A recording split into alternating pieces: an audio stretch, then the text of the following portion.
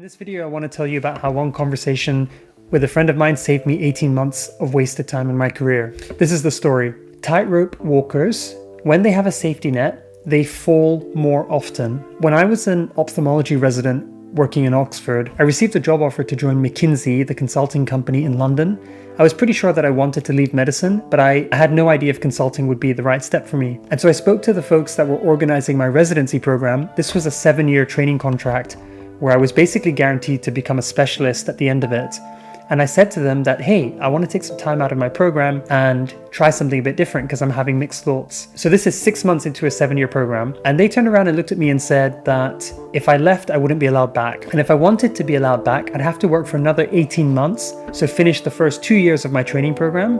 And then they would consider giving me what was known as an out of program experience, which basically means I can pause my surgical training, go do something else, and I've got a job guaranteed for me if I want to come back. Now, as you can imagine, leaving a 7-year contract in a surgical training program felt like a huge risk to take for me at the time. Honestly, it felt kind of reckless. I've been chewing this over for weeks, feeling really confused.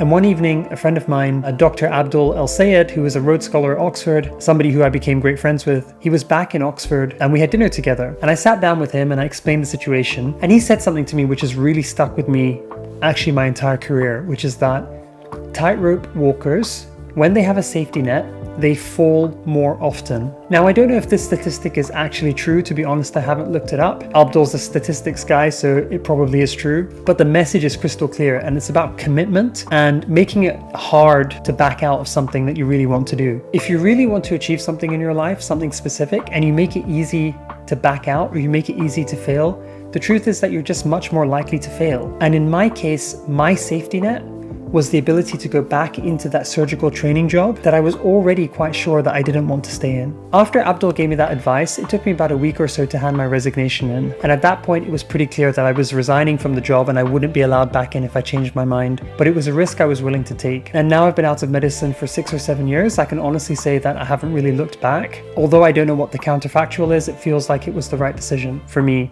And so there are a couple of really important principles that I take away from this experience, and I want to share them here today. The first is about committing wholeheartedly to things that you want to do. And this is essentially what I said a moment ago about making it hard to quit. One way that people do this these days is they join a group of people that will keep them accountable, or they announce their intention publicly.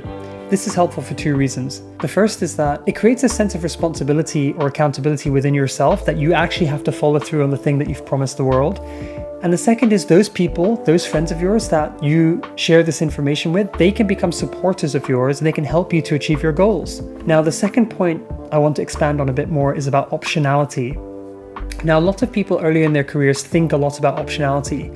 They ask themselves the question, what can I do to improve my options, to increase my options in my career? So doing things to increase your optionality basically describes investing in an MBA, in working in professional services for a few years to give yourself more options. Having options is a good thing for the simple reason that it's what gets you out of a difficult situation when things don't go to plan. If you think about what happened to people in the pandemic, those with options were much more resilient in the face of the economic catastrophe that hit millions of people around the world. But in all honesty, optionality also has a downside, and that's not immediately obvious to people at the outset.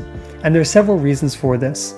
The first is that sometimes people get stuck in chasing optionality for the sake of optionality itself. This is like piling on additional safety nets even after you've got one. And there can be something very addictive about staying in professional services or pursuing endless degrees and qualifications, especially if you have a very risk-averse mindset. And some people can definitely get stuck in that cycle. Now, the second is analysis paralysis. People that chase optionality incessantly, they tend to overthink and try and optimize every single decision in their life, and you feel overcome with anxiety in the process. The third is that people see opportunity cost everywhere they look. If you have lots of options, and some of those options are very good, frankly, it's hard to commit to anything because all you see when you commit is everything that you said no to. And the fourth is that there are lots of people that I come across who really struggle to feel a sense of satisfaction in their work. Again, I think this is related to the reasons that I mentioned about seeing opportunity cost everywhere, about the analysis paralysis.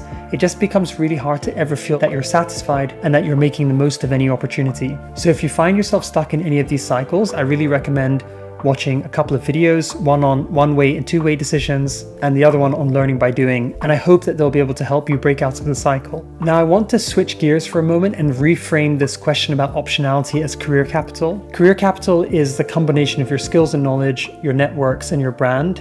This is what buffers you against risk. It enables you to take more risk in your life. And it's what gets you out of trouble when things don't go to plan. It's what enables you to contract at short notice. It's the friends that help you to get a job when you unexpectedly lose yours. And just like any capital, of course, you want to spend time accumulating capital, but you also want to deploy that capital. You want to invest that capital. You want to spend it, which is the whole purpose of accumulating it in the first place. And what do you want to spend it on? You want to spend it on pursuing your dreams, pursuing the things that you're really interested in. And so I think a more relevant question for most people is how much optionality or how much career capital is enough? And how can you know when it's time to start deploying that? So a couple of ideas that I can propose here. The first is that if you find that you're accumulating lots of money, that could be a sign that you're not taking enough risk. Secondly, if you're accumulating lots of options and you're feeling confused about them, that could be a sign that you need to start closing some doors and taking on some risk or committing to something.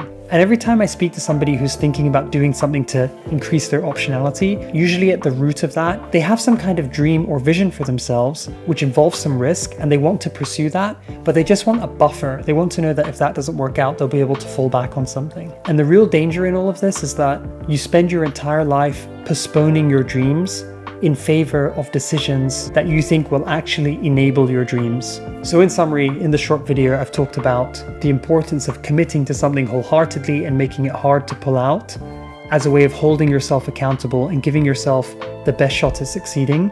And secondly, a way of thinking about optionality or career capital as a buffer against risk, and making sure that in your career, whilst it's important to build some optionality or career capital, you need to also know when to deploy that, when to actually take some risk in pursuit of your dreams.